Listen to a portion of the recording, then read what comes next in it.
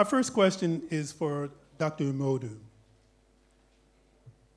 We would like to open up the lecture with Dr. Umodu to help destroy some myths about Africa.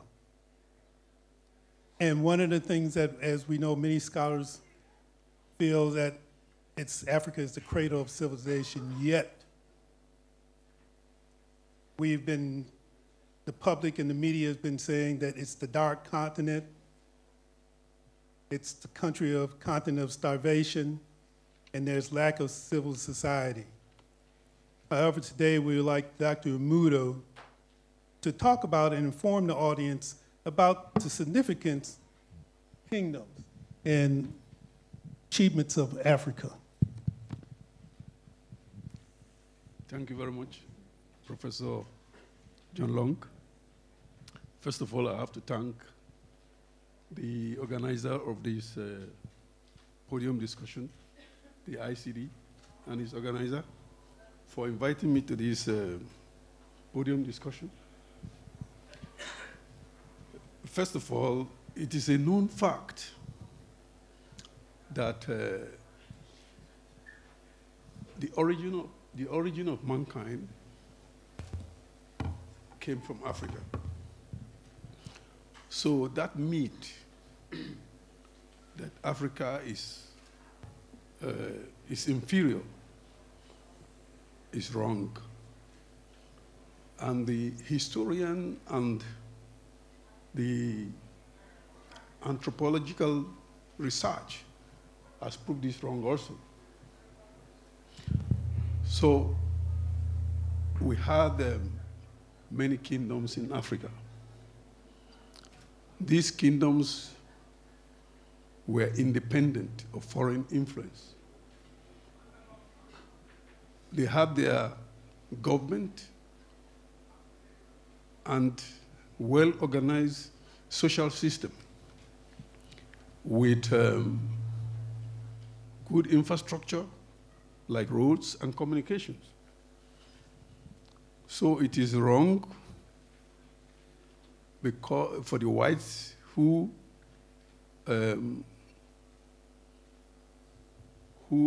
invaded Africa and robbed Africa of its valuables to now say Africa is inferior. This is an imperialistic terms just to devalue you as a human being. So the kingdoms, I would just like to mention few kingdoms. We have the kingdom of the Sudan, and it's from this Sudan kingdom came the ancient Egypt literatures, lyrics, plays, and many write-ups. So it is wrong for. It is wrong. Is it okay now? So it is wrong to assume that African are inferior. If they are inferior, when the European came, they took all the antifats that are still existing today in Europe. And these antifats are valuable. They cost a lot of money. These are scientific products made by the Africans. And the Sudanese kingdom, with the ancient Egypt, produced a lot of scientists. It is where the pyramid was produced. It was in Egypt. And up to now, there's still research going on. How was this pyramid built? There is still a lot of research going on that. And there were also a lot of lyrics, the Nubians, how they contributed to the building of these pyramids. That is the Sudan kingdom. Then you have the Kanem kingdoms of the Sokoto Caliphate, where Nigeria, as part of this kingdom, you have the kingdoms of the Bonus. These kingdoms were, they governed themselves on their own without any foreign influence. And then you have the Mali kingdom. That is, in Mali, this is where the first world university was built, in Timbuktu. And this university produced a lot of scientists, a lot of anthropologists, for instance, who can exactly determine the weather forecast. So and it is done on mathematical basis. So nobody can now come and say Africa is inferior. Their culture is not valuable. That is a wrong. It's a wrong estimation.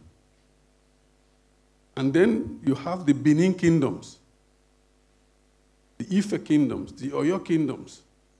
These kingdoms were able to produce, weapons from iron, gold, ornaments from gold. So these cannot be inferior kingdoms. So, and then in Ghana, you have the Oninkans kingdoms. These were highly developed, society with African norms and culture. So I will not accept the fact that Africa is underdeveloped. It is just the terms of the colonialists used against the Africans. And if it is so accepted, why are they still keeping our artifacts? Why can't they return it back to Africa? They are using it to collect money, and this money remains in Europe, and Africa remains poor. So something has to be done on that. Thank you. Thank you, Dr. Amodu. We'll get back to you on some other questions on that. Thank you. At this time, I would like to have, the ambassador would like to make a few remarks. And we're very pleased and happy to have the ambassador there because he represents the African continent. And also he's coming and looking at as an outsider and also looking what can we do as a diaspora and as progressive Germans.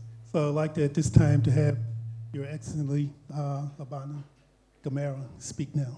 I have prepared this evening a statement on reflections on the African diaspora from my perspective. If I have to present the entire document, it will probably take me something like 15 to 20 minutes, and I'm sure the moderator will not allow me to do that. Now, because of that, then I'll have to go through just the major salient issues and features, and you will be free to ask some questions at the end of the day. As a diplomat, I start my statement by thanking the Institute for Cultural Diplomacy for giving me and the rest of the diplomatic corps I'm representing here an opportunity to interact with you on this wonderful occasion of recognizing the achievements of the African diaspora. Now, the facts of history are very simple and they are known to all of us. I think the professor alluded to that a while ago. Let me make a statement which may be controversial, that throughout human history, the Africans, probably more than any other race, have gone through the incredible human suffering and degradation. and I don't make apologies by making that statement. The Africans have experienced the indignities of slave trade and slavery. They have gone through the trials of colonization, and they continue, in some instances, to go through the inconveniences of racism. I would also make another statement that slavery, probably more than any other factor, explains the dispersal of the African man and woman. I will not go to the statistics. He has ably alluded to that, and therefore I will leave it to rest there. But I would like also to make another statement that in my view, there are three categories of the African diaspora. Category number one is about that group of slaves who left Africa so long ago, not by their own free will, but as slaves, and crossed the continent to America and some to their Arab lands. The second category are those who were forced to migrate and continue to be forced to migrate as refugees running away from wars and conflicts in Africa, which unfortunately continue to be a reality. Category number three of the diaspora include the so-called economic refugees. People who go to Europe and America in search of green pastures. Now, all these groups, according to me, by definition, are members of the African diaspora. I would like also to say that cooperation among the diaspora is essential and the key and very important. Fortunately, this has been ongoing throughout the history of the African diaspora. We should all celebrate the likes of Henry Sylvester Williams, a Caribbean who, way back in 1900, actually convened the first Pan-African Conference. Pan-Africanism, since then, has become a movement and a platform for the African diaspora. We all remember the people who used this movement to make great strides in the liberation of Africa. The likes of Julius Nyerere of my own country, Tanzania, Kwame Nkrumah of Ghana, Sekou Touré of Guinea, Jomo Kenyatta of Kenya, and of course, Patrice Lumumba of Congo. So, these people, these great leaders of Africa, did realize right from the beginning that there was a need and a necessity to cooperate with the African diaspora to achieve the objective of Africa's liberation. Now, what is the current state? I hope I will not contradict the professor who has done a lot of research on this subject. If I contradict the professor and we argue with each other, the professor will be right and I will be wrong.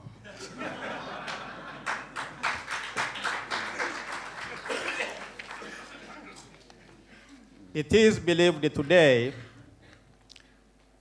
that there is a big and great movement of the African diaspora.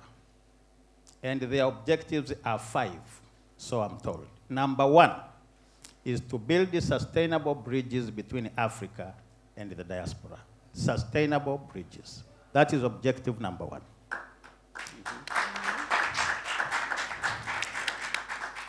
Objective number 2 is to prepare Africa and the diaspora itself to work together to meet the challenges of the 21st century.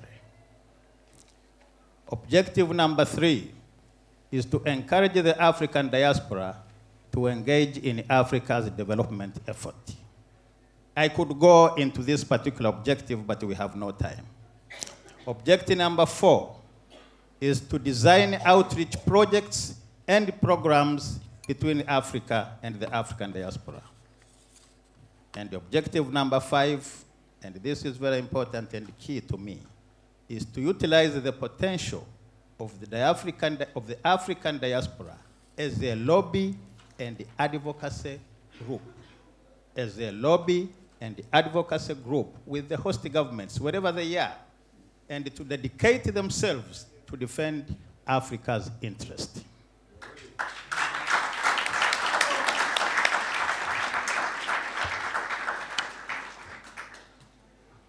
Now, as I said, I will not elaborate on these issues because the time is not with us, but let me very quickly look at the challenges ahead of us.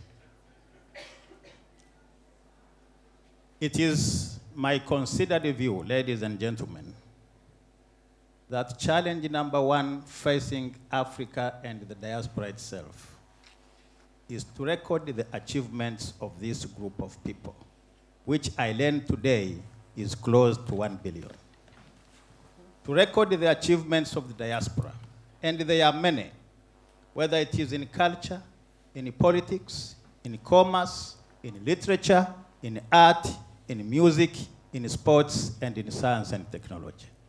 But we do not have a concise recording of this achievement. We do have them scattered all over the place, in archives and elsewhere.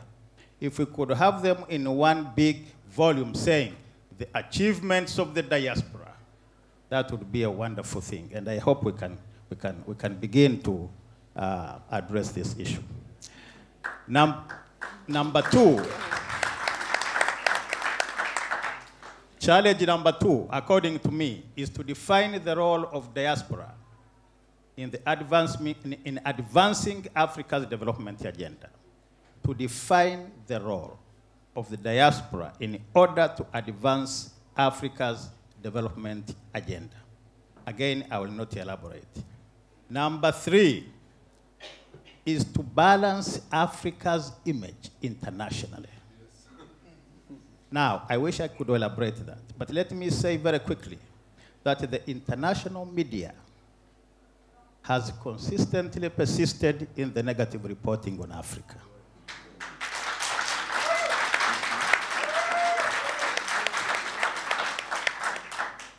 One would think, looking through those images, that nothing good happens in Africa at all. And that is not true. Now, the challenge to diaspora is to balance this image. Challenge number four is to compile a comprehensive information on the diaspora. And I think Professor's project and program is doing that already, so I could as well strike it out as a challenge. At least it is being met now. Challenge number five is to reverse, my intonation may not be perfect. Challenge number five is to reverse the brain drain. And if I could go into that, we would spend half an hour on that one. But let me tell you, statistics tell us today that there are 25,000 university graduates which leave Africa each year to Europe. 25,000 university graduates. And that there are 200,000 African scientists working in the United States and in Europe. 200,000 African scientists. We do not have that many in Africa today, but they are in Europe and they are in the US. Is it a good thing? Yes, it is. But is Africa taking maximum advantage of this incredible brain capital? The answer, I think, is no. Can we lure them back to Africa? The answer is yes, but very difficult. Why? Because Africa itself has to take a responsibility to create the right conditions for these people to come back home.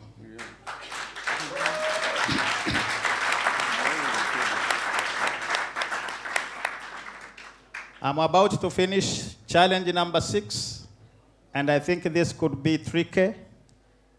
As Africans and as a diaspora, we need to start learning the virtue of self-criticism.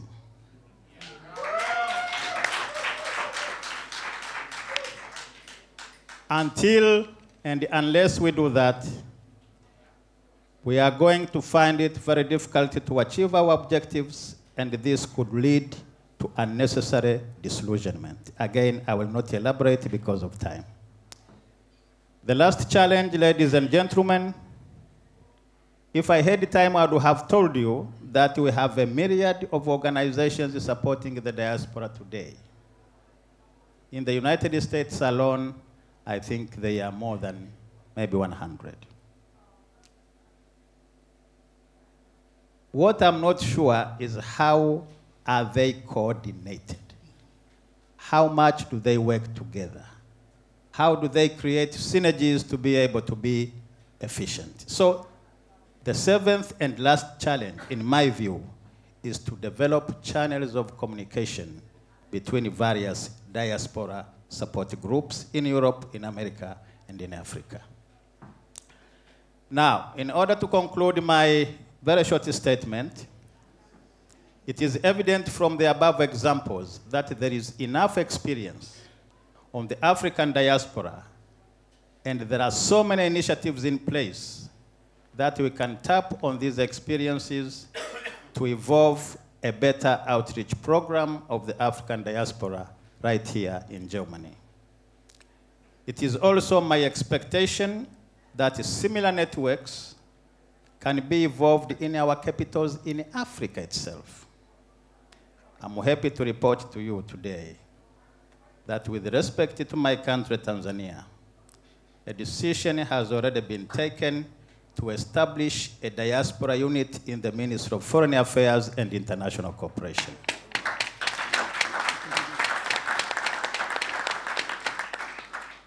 It's my hope that such facilities will be established elsewhere in the African capitals. As we celebrate the Black History Month here in Berlin, let us all be aware that a lot of work lies ahead of us. We have a responsibility to correct the historical anomalies that have afflicted the African diaspora for so long. And it is possible, and, you know this, yes, we can. Thank you very much.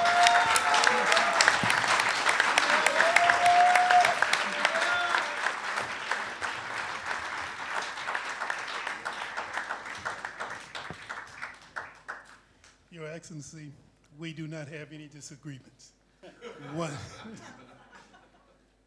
But what you just said quickly is two things. One, we could get up and leave now in terms of what the challenges that he has given us as the diaspora, because those are the things that we really need to do. And then the other one is that you have given the signal that the diaspora is welcome to come back home. Yes. Now, continuing on in terms of with this challenge, and now we have another excellent person that could give some challenge and help us understand the conditions, the present conditions of the African diaspora in Germany. And I would like to turn it over to Frau Argentoya, who's a historian, who's written immensely about the diaspora in Germany, to give us some key things to help us understand about why we're in the situation we're in now. Frau Argentoya. Okay, danke schön. Ich spreche in Englisch, was ein bisschen komisch ist, weil es, denke ich, mir auch schön wäre, sozusagen in meiner Muttersprache mich zu präsentieren. Aber was ja auch, jetzt habe ich Axel nachher machen wird, dass er in Deutsch spricht. Aber da ich ja Englisch kann, werde ich das jetzt auf Englisch sagen. Gut. Ich wollte mich anschließen dem, was gesagt worden ist, dass tatsächlich... Oh, English.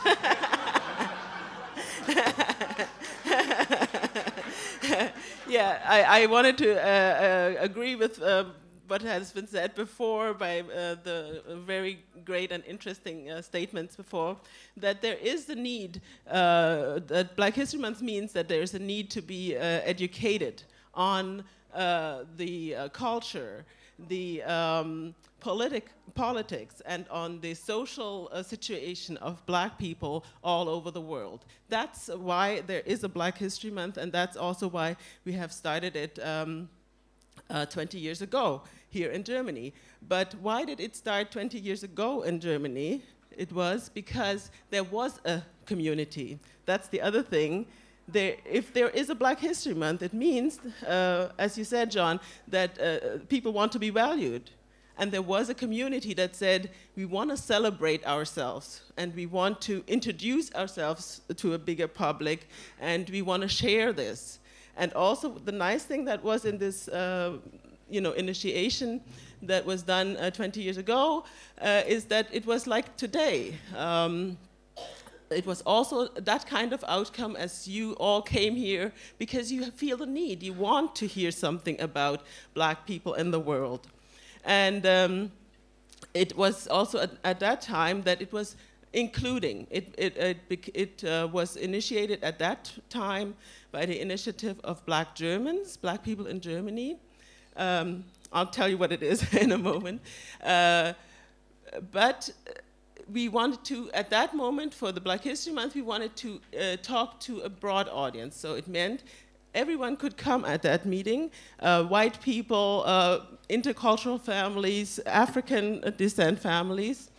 And that was very important. And that's why I'm very grateful that your initiative is so successful, because that was for 10 years, a very nice place to meet and exchange. And I hope that we can take this as a new start to make a big forum to meet and exchange again. So why was there a community all of a sudden 20 years ago in '88? It was had to do with this book that I was part of.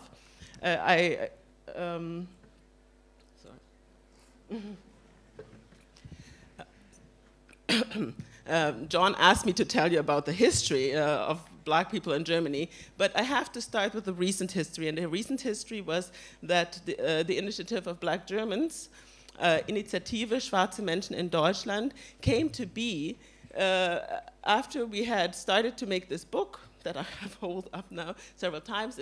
It's called Farbe bekennen, Afrodeutsche Frauen auf den Spuren ihrer Geschichte, and it is also translated into English, and then it's called Showing Our Colors, speaking up to who you are. And that was like a couple of young people came together to write this book with little publishing house in Berlin, Orlando Publishing House. And these people were about, let me say, Mai Ayem, who's the co-author of Farbe bekennen. She knew Ni Adi, and he invited us to his house. Let me tell you this little experience that happened 20 years ago. We were like 15 people, young people. The youngest was 13. And I myself was 25 and was the oldest. And most of us were the first time together in a room, it was like 20 people in that room in his private house in Neukölln, in der Sanderstraße.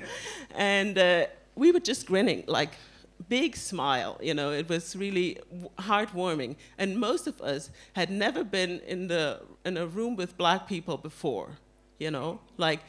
This is where we come from, that you were Black growing up in Germany, in a white German family, going to white German schools and so on, and working in a white environment, and you hardly have ever a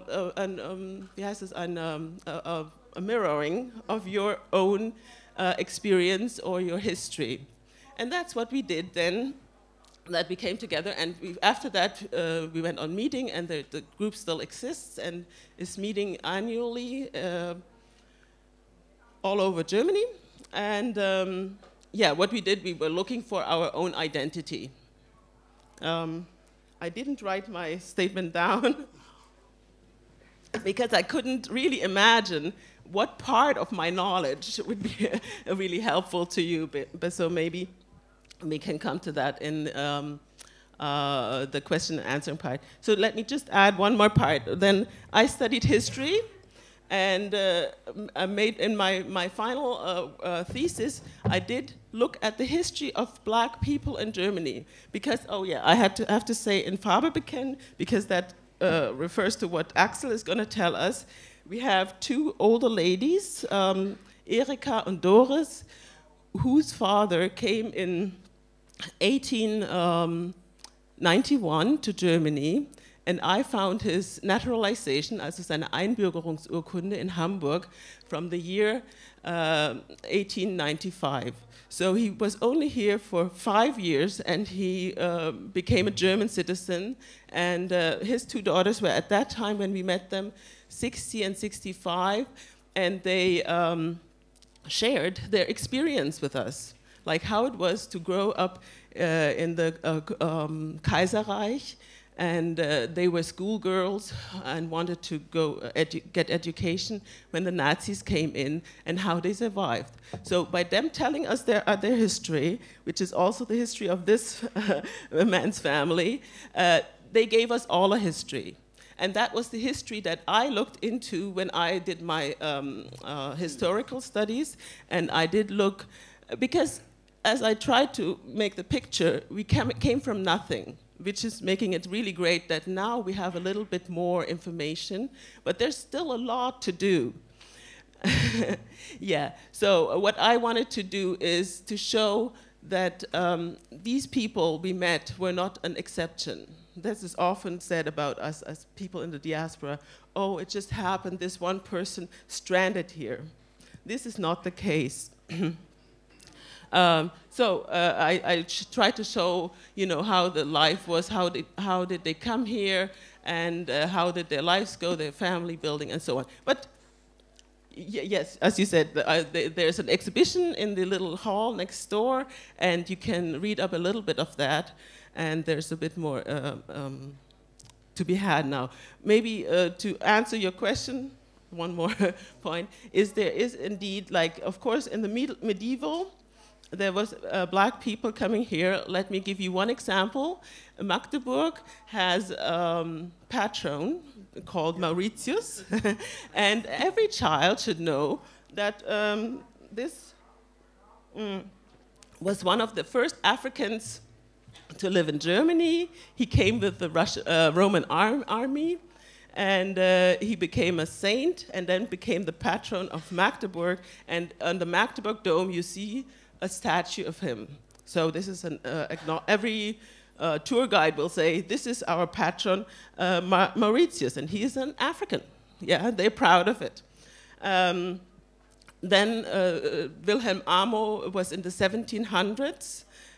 He was the first professor in a German university. He studied in Halle and taught there. He was also very active, and he later, because it was difficult for him to live in Germany, he went to Ghana in his later life.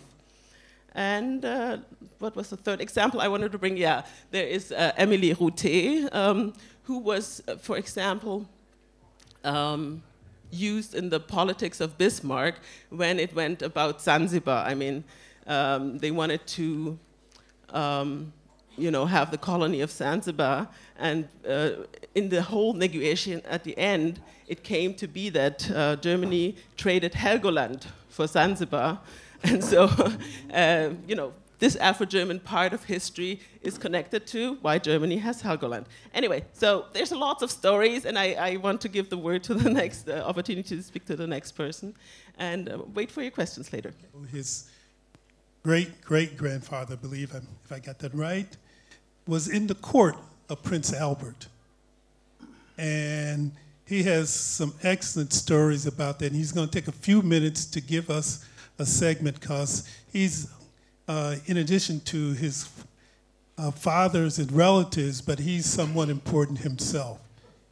And one of the things that he's been working in terms of human rights, working in terms of moving this German citizenship to be fair to all and to bring all people in. So I'd like to hear Sabak El-Sher to take a few minutes to talk about that. Herzlichen Dank. Aber ich möchte jetzt tatsächlich hier die Diaspora für Deutschland hochhalten und in Deutsch sprechen. Vorweg sei gesagt, draußen in diesen Ankündigungen, diese Zahlen kann ich alle toppen. Nämlich mein Urgroßvater August Sabak-el-Scher, den Namen kann ich nachher noch erklären, kam nach einer Reise von Prinz Albrecht, der siebte Sohn von Kaiser Wilhelm, dem Dritten, kam nach Deutschland als Morgengabe, so darf man es sagen. Ihm wurde dem vom Mehmed Ali zugegeben bei einer Reise, die er nach Ägypten gemacht hat. Er kam nach 2 Jahren Reise, denn auf der Rückreise über den Orient nach Preußen. Und da muss man sich denn vorstellen, dass dieser ganz dunkelhäutige, nubische, 7-jährige Junge hier in Preußen in der Kälte zum Christentum im Christentum ausgebildet wurde. Er wurde preußisch durch und durch, war völlig alleine und hat es aber dann geschafft, dass er im Albrechtsberg in Dresden das gesamte Silber von Prinz Albrecht bewerkstelligte, beaufsichtigte, nicht nur das Silber, sondern auch das Personal. Er muss also in seinen jungen Jahren bereits 20, 25 Personen geleitet haben. Er war somit preußisch in dunkler Hautfarbe und war der Adjutant von Prinz Albrecht, begleitete ihn bei Feldzügen, die er mitgemacht hat, in den Kaukasus, lernte dort den Zaren kennen. Dort ist auch noch ein Geschenk des Zaren übergeben worden, eine Uhr, die auch noch in meinem Besitz ist. Er war 1870, 71 bei den Verhandlungen in Versailles dabei.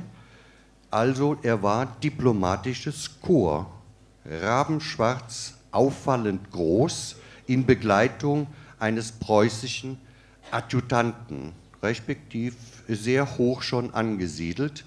Und als er denn 1868 um die Hand bei Herrn Jung, der jungfräulichen Tochter, bat, war dies sicherlich eine Leichtigkeit von dem Schwiegervater Ja zu sagen, nämlich erstens diplomatisches Korps, das war eine absolute Stellungnahme, und das zweite, gnädige Fräulein Mutter, war bereits im 4. Monat.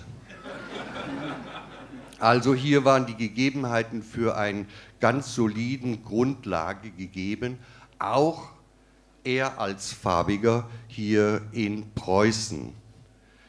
Daraus, auf dieser Basis der Bürgerlichkeit, kamen denn 2 Söhne, ein Sohn, eine Tochter, und das war August Sabak-el-Scher. Er hatte so die Möglichkeit, sich voll zu entfalten und seiner Muse der Musik nachzugehen. Er, ebenfalls 2,6 Meter groß, rabenschwarz, wurde Leiter bzw. führte das 1. Füsilierregiment von Preußen in Potsdam. Muss man sich mal vorstellen, nämlich unter den ganzen Gegebenheiten ein Farbiger, der mit Tambourin unter den Linden durchzieht, da läuft Berlin zusammen. Er war Hofoberist in Königsberg, kam dann wieder zurück und wurde dann Hofkapellmeister bei Kaiser Friedrich Wilhelm II.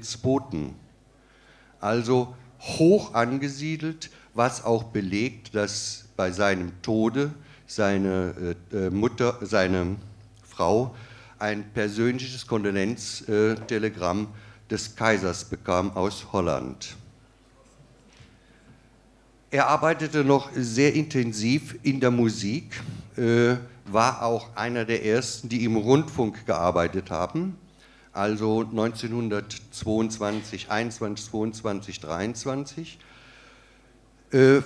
Zog sich dann aber zurück, hatte 2 Söhne, die ebenfalls beide in der Musik sehr begabt und auch ausgebildet waren. Aber dann kam die schwarze Zeit für, trotz der Ausbildung oder der Ansiedlung im diplomatischen Korps oder in Kaiserszeiten, hatte keinen Sinn gehabt im Nationalsozialismus. Hier war zwar keine Verfolgung vorgesehen, so gleichzusetzen mit Pogromen, aber auf der anderen Seite, sie waren farbig. Und das war ein ganz, ganz großes Handicap im Mob. Zum Beispiel, er führte ein Lokal in Senzig, das sehr gut besucht war bis 1932, 1933, aber schlagartig war dies ein Negerlokal und dort geht man nicht mehr hin.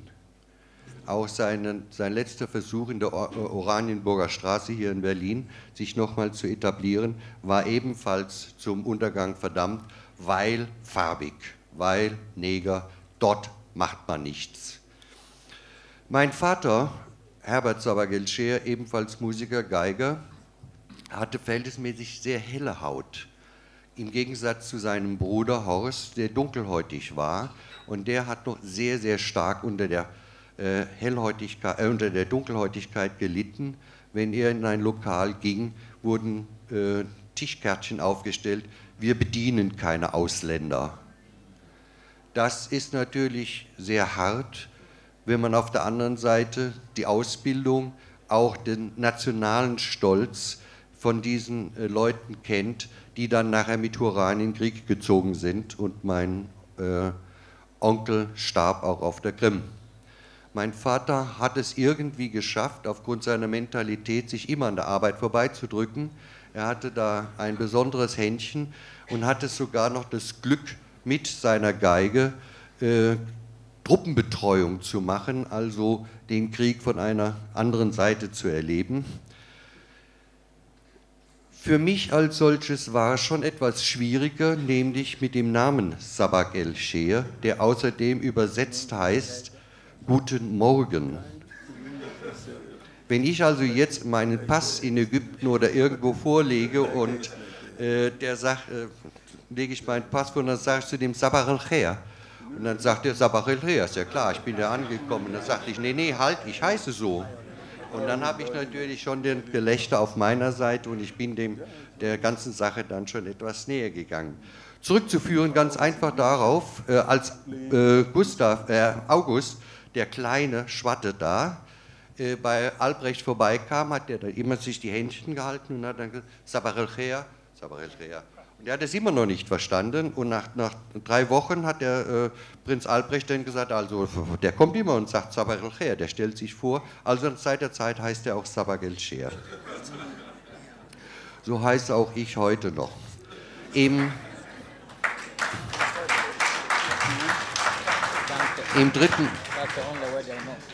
Im Dritten Reich war es schon etwas ganz Besonderes, gerade mit diesem Namen. Und ich habe auch heute noch meinen Bruder zum ersten Mal getroffen, nach der Perspektive, die Dr. Pieken eigentlich ausgegraben hat. Diese Geschichte, die ich jetzt hier erzähle, ist eigentlich eine Sache eines Bildes im Historischen Museum, Deutschen Historischen Museum, wurde bei Sotheby ein Bild gekauft, das einen farbigen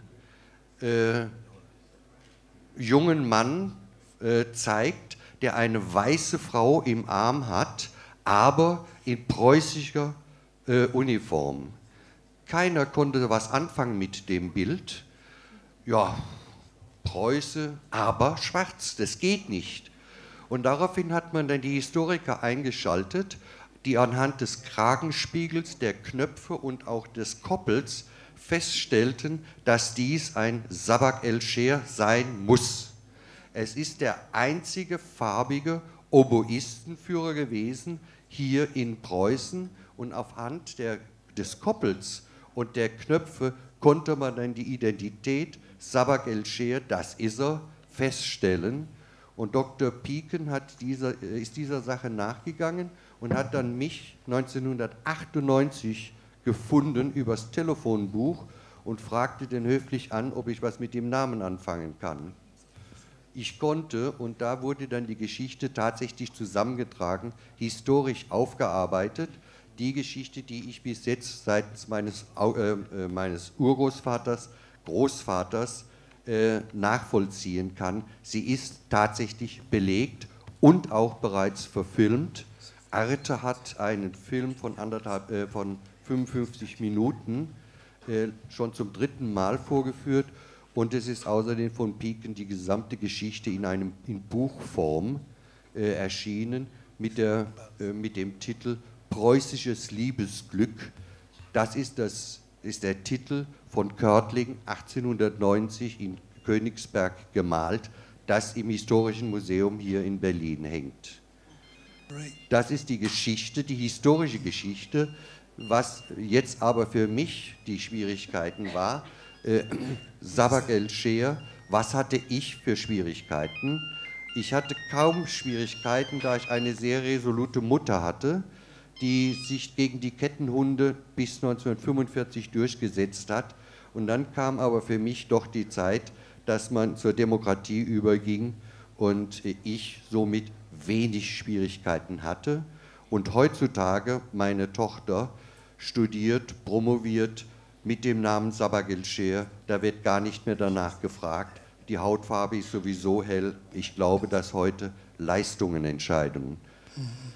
Dies ist das ganze historische System der Sabak el-Scheer. Auf der anderen Seite entstehen da doch schon Fragen für mich, und zwar im Hinblick der Einladung heute, die Diaspora, was ist eigentlich die Schwierigkeit, die wir hier haben? Was hat Deutschland damit zu tun, mit Rassismus, mit den Menschenrechten? Und ich glaube, das ist ein ganz besonderes Thema, das ich aber dann gern auch mal an anderer Stelle oder nachher gern diskutiere. Left to me, if I think over everything, because I've been working in a non-governmental organization for a long time in Germany. The most difficulties we have is that most Africans that are here are not employed. Because of that, they can't participate fully. What was that? Repeat that again. Employed. They are not employed. You know, most of them are people looking for employment. So what would you have as a chancellor? And so the way is that we must look for employment for the Africans. Africans must be employed. Before getting employment, you must have correct education. You must have a profession. Most Africans don't have profession here. So you would open it up in terms of really going out and encouraging more Africans to get a better education, get into training programs? What we were planning was to open up a technical school where Africans can be trained as a craftsman, you know, electrician, bricklayers, carpenter, everything. Okay, can we leave it right there so we can, but basically that's the main thing that is very important, and that is then many Africans will even go back home. Okay. They won't stay here again. Okay. Chancellor, Ambassador, would you like to add one thing that thank you very much. I think I'm the least qualified to answer this question, really.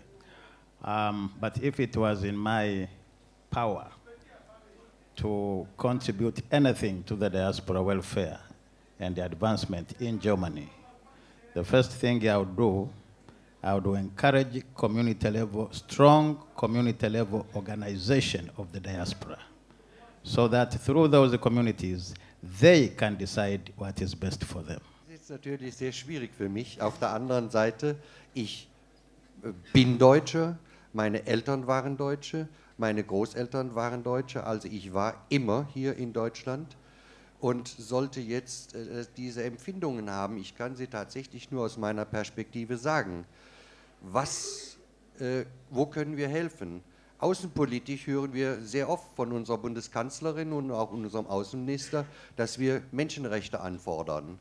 Aber ich bin der Meinung, wir sollten in Deutschland selbst mal zu unsere Hausaufgaben machen. Da sind doch noch die einen oder anderen Schwierigkeiten, um diejenigen, die hier ankommen, um eine neue Heimat, einen neuen Beruf, eine neue Ausbildung zu finden, es ihnen zu erleichtern. Ich darf hier nur mal erwähnen, dass wir in Deutschland so gut wie keine Gesetze haben, um diesen Leuten Schutz zu geben. In dem Augenblick, wenn etwas passiert, dann passiert es hinter der Wohnungstür und da hat die Polizei keinen Zugriff. Das sind mal Überlegungen. Oder wir haben in Deutschland keinen Ombudsmann, wo mal Schwierigkeiten, wenn jemand hier ankommt, dem geholfen wird. Warum haben wir keine juristische Beratungen? Warum sind wir noch nicht mehr in der Lage, Leuten, die aus einem anderen Land kommen, zu helfen beim Ausfüllen von Formularen? All dies sind Schwierigkeiten. Ich darf nur an das Kopftuchproblem denken, das wir in Baden-Württemberg zum Beispiel jetzt wieder hochspielen. Alle diese Sachen sind keine Voraussetzungen für ein aufnahmebereites, ein Einwanderungsland, was jetzt so langsam auch mal durchkommt. Hier sollten wir unsere Hausaufgaben machen und es ist meiner Ansicht nach kein Unterschied, ob gelb, grün, gelb oder schwarze Hautfarben. Der Mensch ist das Entscheidende. Okay, thank you. In other words, whether you're black, white, or yellow, you should have opportunities, which is the Bible. Frau Eugentoya? Ja, genau. Also, ich habe nur einen Wunsch frei, jetzt muss ich alles reinpacken. I have to put everything in this one wish because I have only one thing I can say. Yeah, sorry, but the others can't understand me otherwise. Right. Yeah, so what we need is what the ambassador said, is really that the community gets support. I am a historian, as you've heard, but the last 10 years I have built up an association called Joliba, and our aim was to support the intercultural children and families. And this, because there's nothing that's specific for people with an African background would support these kids. And I put my heart and soul into this, had to take my heart love for history aside for a little, because I think, of course, we have to support our children. If we can't, all the things we have said tonight and going to be said in this month is, if we don't have strong African black,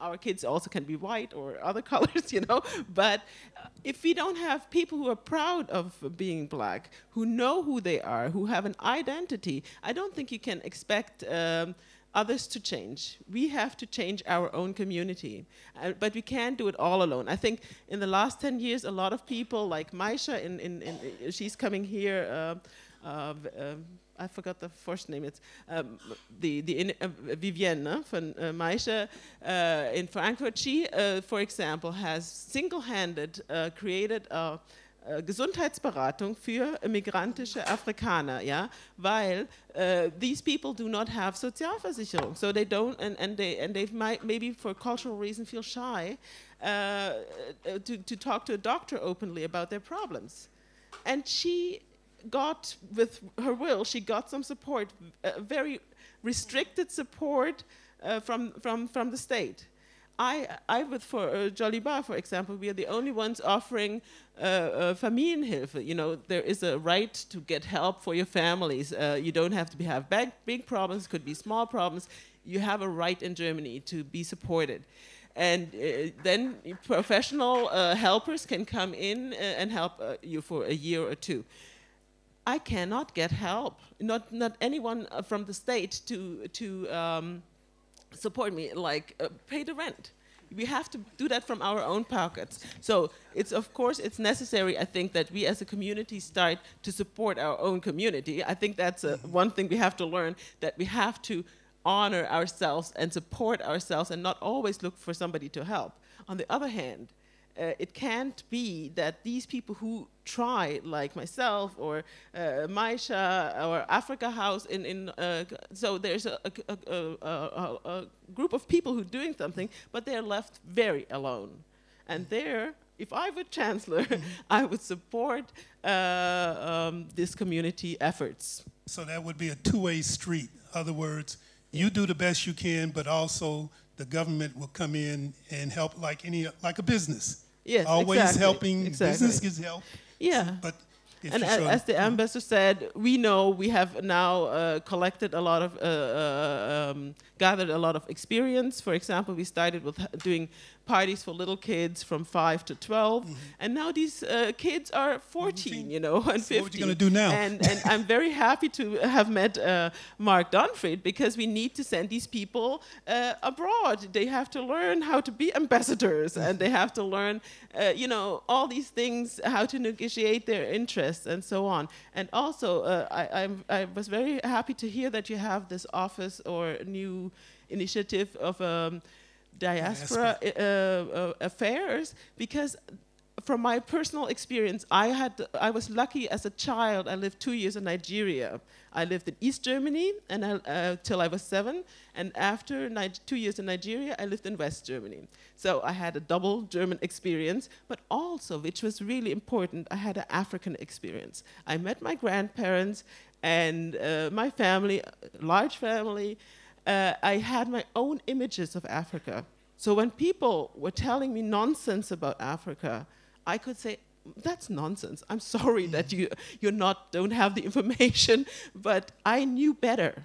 And this is what we have to give our kids. You know, I'm really, that is one of my dreams, that we have an exchange program where you can send every black kid, intercultural kid, to a community abroad where it's natural to be part of the majority, and you're not isolated, a single one. And John Long, he had brought African American kids here who had to make the opposite experience. They are like in a community in Chicago where they never meet white people, yeah, till they're adults. That's too late, you know. You have to learn to be part of, you know, the worldwide community, as we said. We want to grow together, build up a new world, and so we have to learn to do that. Mr. Dunfrey wants to say a few words before we leave.